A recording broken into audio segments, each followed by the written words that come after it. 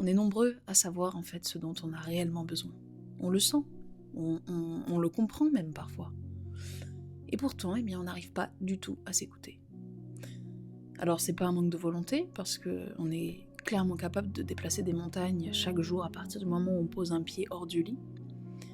Mais souvent, notre corps il a appris que s'adapter, se retenir, faire passer l'autre avant soi, eh bien, c'était plus sûr.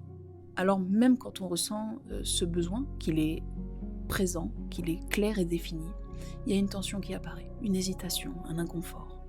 On peut parler de peur même parfois. Et c'est pas une erreur, c'est une mémoire qui s'active à ce moment précis. Donc tant que notre corps ne se sent pas en sécurité, écouter ses besoins peut sembler être bien plus risqué que de les ignorer. Dans ce contexte, le travail ne va pas commencer par se forcer à faire un choix pour nous-mêmes. Il va plutôt partir du postulat que si j'arrive à comprendre pourquoi c'est si difficile, alors peut-être que mon corps, lui, petit à petit, il va relâcher et se sentir bien plus en sécurité.